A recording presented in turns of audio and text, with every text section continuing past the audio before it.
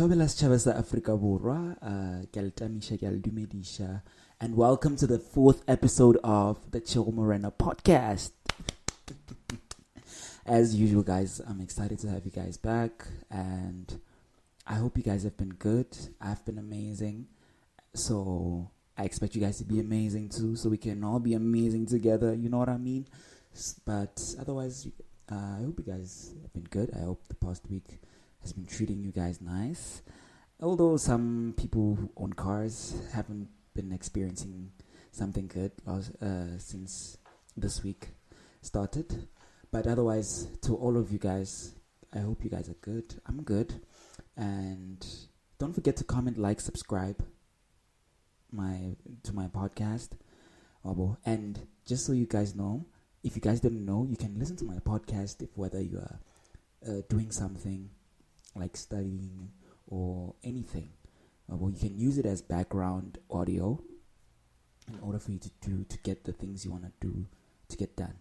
Just in case you guys didn't know how to support me in other ways. You know, some people don't prefer sitting on the screen and watching me like this, just talking to them in front of the screen. So yeah, I hope you guys have been good, and I'm good because we're in the month of April, which is my birthday month, and it is the month that I'm supposed to graduate in. Oh, that's crazy. And it's amazing, hey? Double blessings. April, you owe me nothing in 2026. But the downside of it, guys, is that I've been clashing with myself in terms of deciding whether to prepare for my birthday or to prepare for my graduation, because I'm turning 21, okay? I'm turning 21, and you only turn 21 once. You only turn 21 once, so, but you guys will see what I've decided later on. But yeah, I would really love to celebrate my 21st birthday. So it's on the April 17th. It'll be a Friday even. That's a bonus. You see why I've been clashing with myself. I know graduation comes once or twice or 3 times, depending on whether you choose to further or start a new course. But it's a Friday, and I'm turning 21. Get it, guys. Yeah. Tell me you also wouldn't have a clash. You would also clash with yourself in terms of deciding which one to prepare for, right? Yeah. So cherries on top. But anyways, let's get to business. I hope you guys have been good. Something hectic this week has been happening. On April 1st, I saw that the government increased prices for petrol and diesel. Yeah, because apparently it's running out due to the ongoing wars in the Middle East. Oil is running out, and some establishments were not able to function in certain days because they didn't have fuel. The 20 bus service, for example, I just forgot which day it was, but the buses couldn't run because on that day, the buses ran out of fuel. It's crazy. It is crazy. It is insane because it's giving much 2020, man. You know, COVID days, lockdown. It's giving those vibes. These kind of things that's happening, because if we run out of fuel, hypothetically speaking, if we run out of fuel as a country, nothing will move. And so if nothing moves, we'll be forced to stay at home. You know, that's why I'm saying it's giving 2020-ish. You know, it's giving much 2020-ish. So I just really hope that these people are able to fix their squabbles, and because our guys, you know, it's painful that in my lifetime I got to experience COVID, which disrupted my human development stage. You know, I don't want to experience that again, because it came at a time where I was still a teenager, you know, when I was still developing, you know. So we even though I overcame it, but there's certain stages that I had to miss because of it. So I just really hope that this one it won't be like that again, you know. But however, I do bring a very interesting matter, because I wanted to look at this thing of oil, you know, and really dissect it, because I just have a concern, because as far as my general knowledge is aware, most of the oil or crude oil is generated right here in Africa. So I just have a concern as to how does a war in the Middle East affect us? Do you get what I'm saying? Like, we have the crude oil, so why is it affecting us? Why is that other part of the world affecting us now? And so with these queries, I've been doing a bit of some research lately, and I found out that Africa doesn't have its own refineries. I get it, you guys know how everything is manufactured. Crude oil on its own, that's a natural resource. So when it's generated, it's still in its natural form. So obviously it has to go through stages, refinery stages, processed stages, so that the output can be the fuel that we use on a daily basis. So I found out that Africa doesn't have much of those refinery, and they don't have the process that it takes to convert crude oil into the oil that we use on a daily basis. So, which means that when the oil is generated here in Africa, it has to be transported over to the other parts of the world, Europe, Middle East, and then those guys right there, they will then refine it and process it using their factories, and then they will send it back here in Africa so that we can use it. Yeah, it's crazy. One of our suppliers is India. I know India, certain parts of India, I just forgot which parts, and Saudi Arabia as well. And it came as a shock to me, because I sat down and I asked myself, why don't we have our own refinery factories or refinery places? It doesn't make sense. Why doesn't Africa build its own refineries? Why? And that's what I want us to talk about today. That's what I want us to dive into today. I want us to talk about what would it take, Vele, for Africa to be able to build its own refinery. What would it take? So yeah. So first of all, as you guys know, South Africa gets its oil. Let me check. It gets its oil from the UAE, India. What's this place? Oman and Bahrain. Yeah. So obviously you guys know what's going on with the Middle East squabbles. There's a war between Iran and Israel, and certain countries are taking each side. I'm not going to get too much into that because I'm not yet knowledgeable too much on that. So yeah, so that's while that's going on, it's somehow affecting the entire world, including us as well, in certain areas of manufacturing and processing. So why? So yeah. So now, what would it take for Africa to then build its own refineries?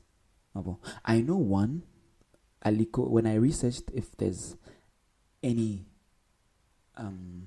refineries here, I found out that the billionaire in Nigeria, the Nigerian billionaire Aliko Dalinkonte, who owns Dalinkonte refineries, is actively trying to create that sort of infrastructure so that it can be right here in Africa. But of course, he still needs more countries to get into that, because it's very costly to build something like that.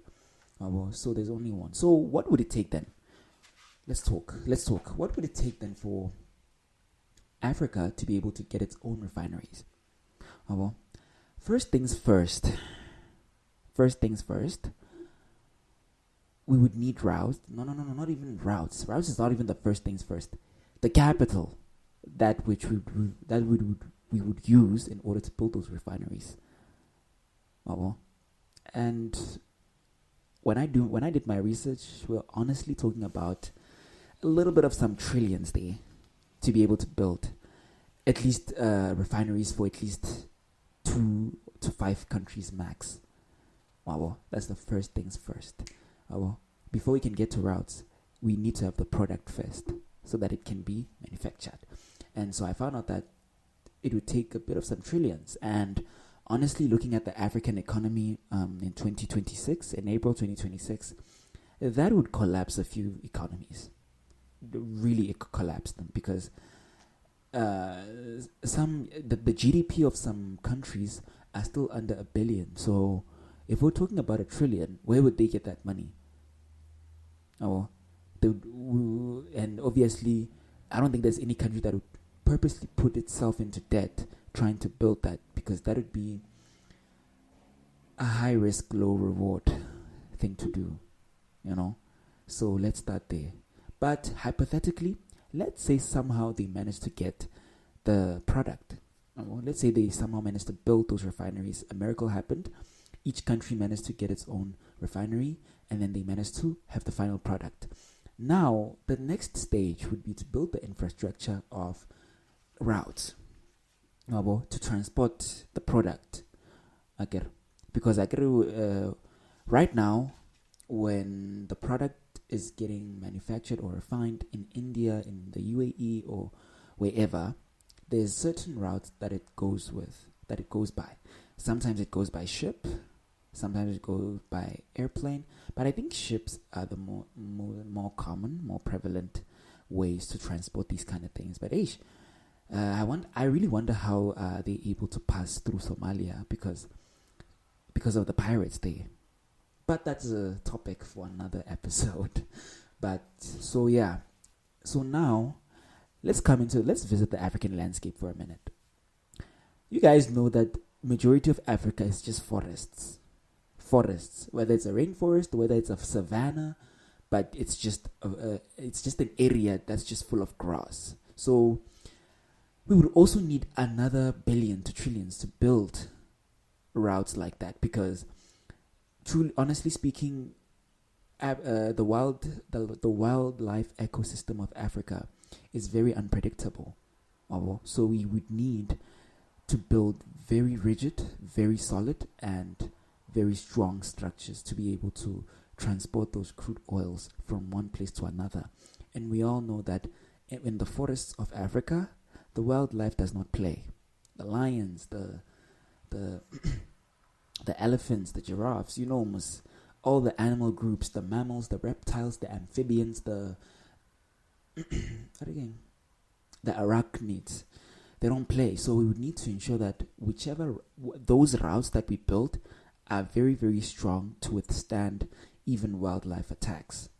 And mind you, Africa is one of the biggest square miles when it comes to land, or hectares when it comes to land. So hence I'm saying it would be also costly. We would also need to bring another billion to be able to build those kind of things for 1 to 2 to 3 to 4 countries alone. And how many countries do we have here? 52 countries, 52. So hypothetically speaking, let's say we would need oil in Nigeria is fully manufactured, and now it needs to be transported where to South Africa. That's a very long route. Hence, you see why it would be expensive. That's a very, very long route. And how long would it take as well? How long would it take as well? And as we all know, Africa is a country that is haunted by organizations like rebels, So sometimes the rebels may say, so since these people are transporting each other this very powerful mineral, let's attack it and then resell it to the black market or somewhere for a bigger price and enrich ourselves. Now we can say, but we can just position securities, police in each and every border of the country. But honestly speaking, we wouldn't be able to realistically place those kind of authorities in each and every single place, because think of a road like this. This is the starting point. This is the ending point. So the starting and the ending points act as the borders. But then the question now would be, in the middle, what would be happening? What would be happening as the thing transport itself gets into the country, into each countries? What would be happening? We don't know.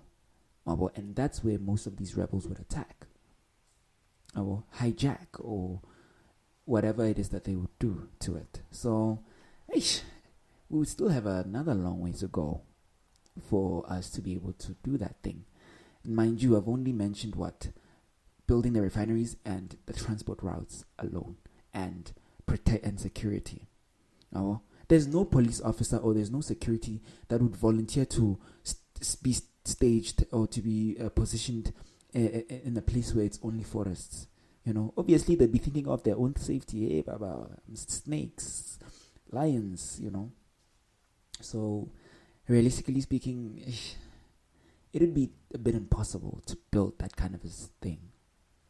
And unfortunately, that's why we have to rely on the outside. But now, personally speaking, I really wish we can improve our economies so that we can build enough capital to be able to build these kind of refineries. Because honestly speaking, when it comes to such things, Africa is the continent that it thinks it is when it comes to minerals. We don't need a lot of these outside countries to be able to thrive. That's just me, though. We don't need them. The only reason we still need them is because they know how to convert those things into things we can use on a daily basis. It always baffled me that we mine gold here and then it gets transported to outside, and then when it comes back, it's more expensive than what we can afford. And I always go on a spiral in my head because why? This is our mineral. How dare you take it and then manufacture it and then resell it to us at a much more expensive price? Economists, please come closer. Economists, geopolitical enthusiasts, please come closer, because this thing has always baffled me for years and years. Like, why? Okay, fine. Maybe we mine the gold and then we give you half of it, but at least the half of it, you sell it at a price that we can afford, because we are the ones who had that thing in the first place. I don't know if I'm making sense, but yeah, economists, geopolitical enthusiasts, you'll tell me if I'm making sense or not. So that's just a bit of the segment. That's just what I had in mind today. That's what I wanted to talk about. But I honestly, and I pray and I hope that we don't go back to lockdown. I can't experience 2 lockdowns in my lifetime. The last one, like I said, it affected us so much. And now, if fuel ends up running out, because I heard somewhere where they said that right now the oil and the fuel that we have can last us a bit of 3 months. But I'm not sure about that. It's unverified. But if that's true, and these people don't come to a resolution with their conflicts soon, I ain't get it, guys. Life wouldn't feel living. Like, I wouldn't feel living. I wouldn't feel enthusiastic to live now. Not that I would commit suicide or anything, but the desire to just go out there, as a younging. Because I think most people miss this, the way that COVID has affected us as young people. It demotivated some of these youngings to go out there and live. I'm being for real. I've sat down with a lot of these people, so that's how I know. And most of them always tell me, Chewo, COVID, man, has demotivated some of us. Life has never been the same. The way in which we perceive time, and that one I also attest to it. The way that I perceive time back in 2019 versus the way I perceive time now is vastly different. I don't know how, but it's vastly different. Time now, the way I perceive time now, it feels like it's going too fast. But back then, time always went slow, and COVID is the number one culprit for that. It's the number one suspect to be blamed for that, because when we sat home, we were not doing anything. So because we were not doing anything with our lives, we were mostly just digital citizens there. So we mostly camped in the digital world. And if you guys notice, if you go on social media for some time, let's say maybe you go into TikTok and you just chill there, and you say, I want to stay on TikTok for 30 minutes. You will scroll up, and time will go so fast that by the time you're probably on your 10th or your 11th video scrolling, it's already half past. And that's what we used to do all the time when lockdown was still prevalent. And that's why time feels like it's going fast. Because what we would do, we had nothing to do. We were just consumers at the time. Prime consumers, biggest consumers of all time. I personally believe that approximately we consumed more social media in COVID than the entire existence of social media. And hence it feels, hence it feels like time went by so fast. Serious. Sometimes when I could sit down and I would want to revisit my memories from 2022 when I was still in matric, or 2021 when I was still doing my 11th grade or grade 11, and it would always feel like yesterday. I'm not kidding. Mind you, it's 5 years ago, 2021, because I was in 11th grade in 2021. That's five years ago. Sometimes I just sit whenever I look at the years and I'm just like, so you mean to tell me that 5 years passed? Or you mean to tell me that 6 years passed? And I struggle so much to comprehend that, yep, that amount of time has passed. That's how big that thing has affected us. So I genuinely hope that we won't experience that kind of a thing again ever in our entire lives. I really, really hope so. Because if we experience that thing again, we will end up getting to old age without feeling like we have lived. That's me. If we experience these kind of things more regularly, we will end up reaching old age without feeling like we lived.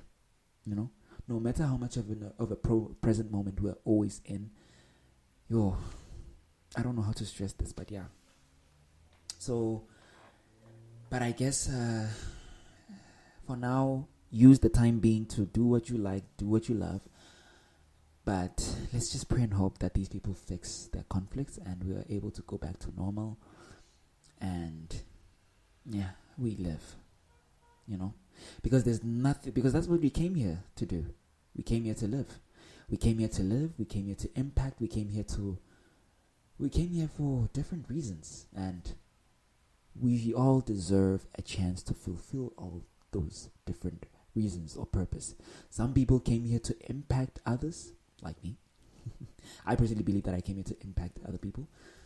Some people came here to give birth so that their lineage doesn't die. I know, it's true. It's true, trust me. Some men or some women came into this world to do exactly that. That's the exact purpose. But I believe that humanity's umbrella purpose is to just keep the human population going forward. But the sub-purposes are those ones that I'm mentioning. Some people came to impact. Some people came to extend their lineages so they don't die. And some people, well, they are just meant to fill in the gaps so that the human system looks normal. I think they call them NPCs in Matrix or gaming language, non-playable character. But yeah, let's just live, guys, in case these things happen. Because it no longer feels normal now, bruh. Serious, it no longer feels normal.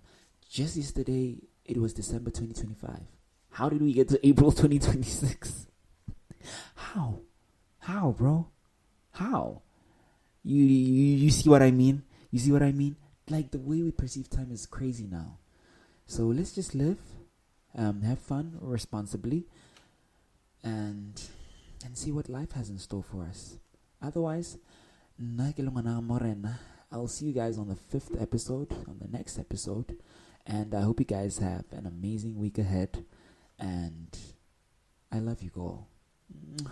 Bye-bye.